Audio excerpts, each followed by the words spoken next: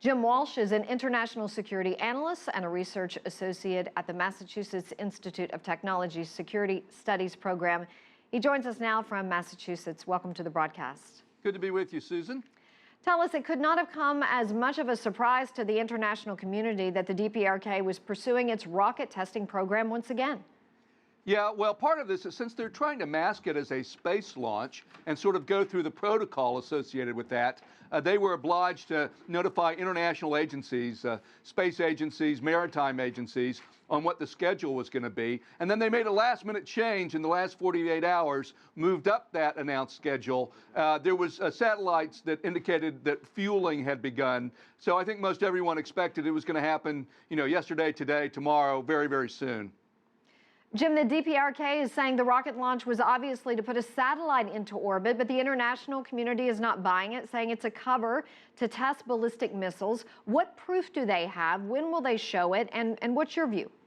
Well, my view is it's probably not a coincidence that you had a nuclear test 1 month ago, followed by this rocket launch. Now, of course, they can say it's a space a satellite launch, but it's the very same technology. One man's space launch is another man's missile test because it's inherently what they call dual-use technology. The very same type of rocket or technology involved in propelling a satellite into space is very close to the technology you would use if you were trying to propel a warhead against an adversary. They're not exactly the same, but they're close. But in any case, the previous UN resolution says they shouldn't be doing any of it until these other issues are cleared up. That's why China, Russia, and the rest of the international community has condemned it as a violation of international law. Yes, they can do space, but that's not the way they're supposed to be doing it, and it violates UN Security Council resolutions. So you mentioned they can condemn it, but what can they actually do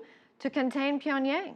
Well, that's the million-dollar question, Susan, and I think one of these things that the test shows, whether it was successful or not, we won't really know for a couple of days, is it shows that they're able to continue to make progress in the missile program and in the nuclear program, even in the face of sanctions. And so while there'll be talk about sanctions, I think the Chinese and the Russians have made clear they don't want big economic sanctions that are going to squeeze North Korea. So I don't expect something like that. And for understandable reason, they don't want North Korea to fall apart.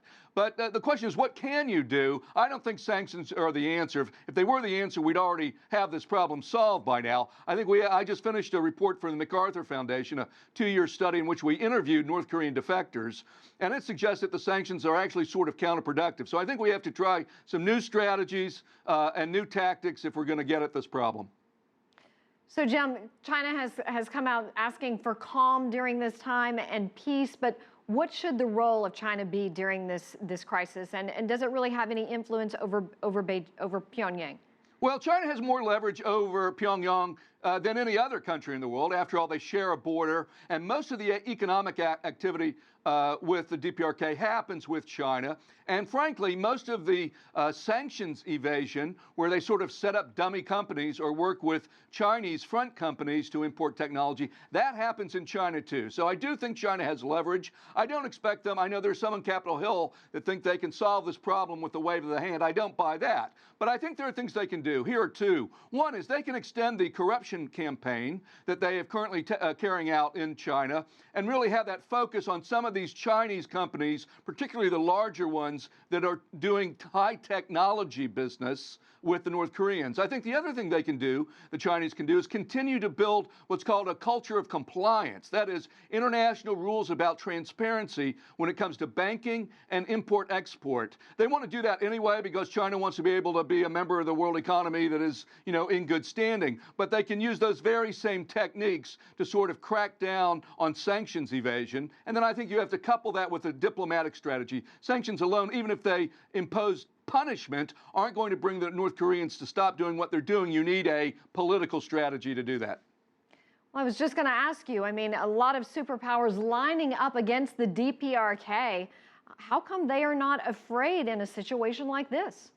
Well, because at the end of the day, they have their power is their weakness. They're willing to be risk acceptant and to gamble. And the other country, South Korea, is wealthy.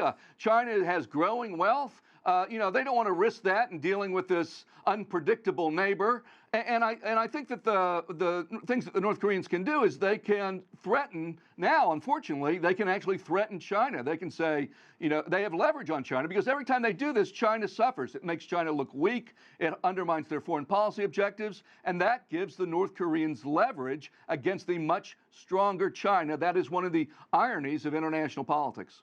Jim Walsh from MIT, thank you so much for joining us live from Boston.